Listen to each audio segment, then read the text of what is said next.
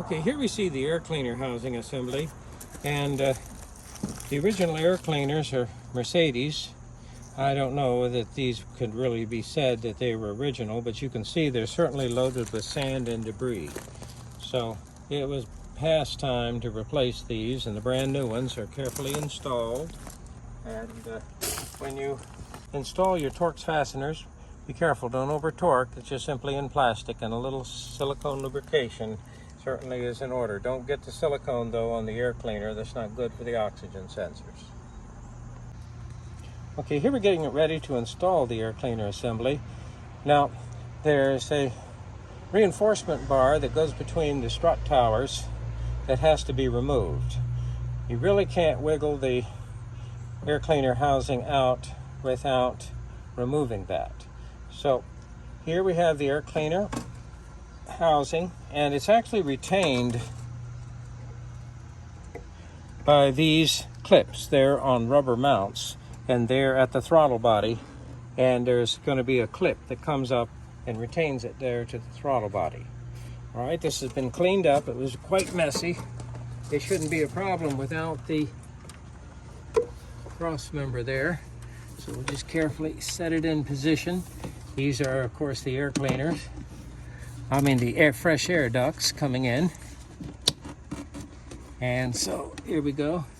Just want to kind of line this up very gently, and should kind of just press right in.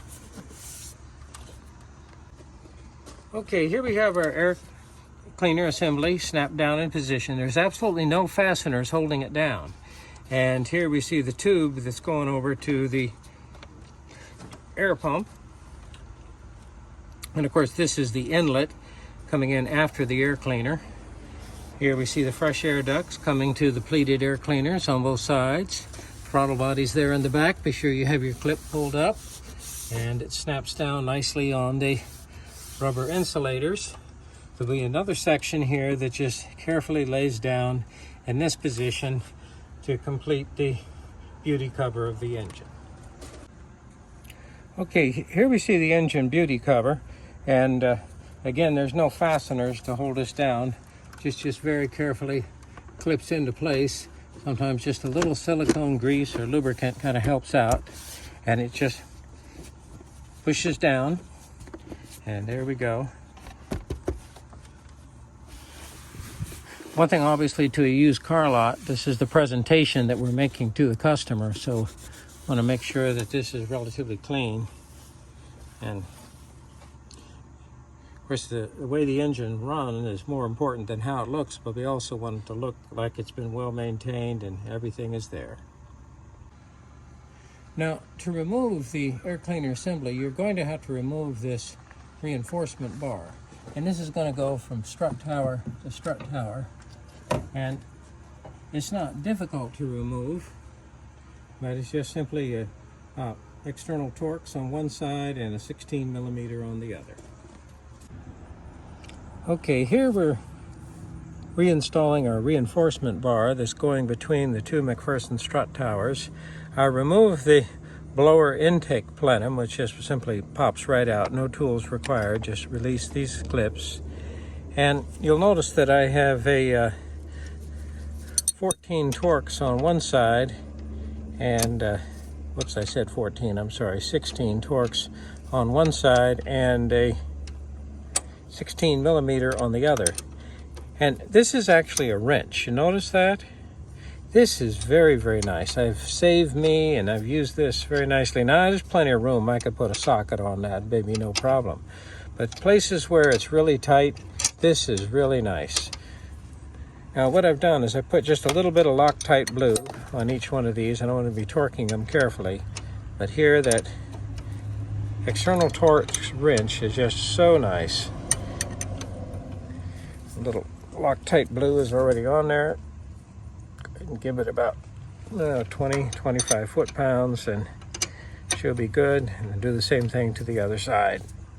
Now, you've got to remove this to service the air cleaner. And remember, of course, Loctite blue is the liquid lock nut or lock washer. So it comes apart with just conventional tools. And here we're doing the same thing on this side. I got 16 millimeter, which by the way 5/8 will fit a 16 millimeter pretty satisfactorily. And then of course I have my external Torx here on this side. There we go.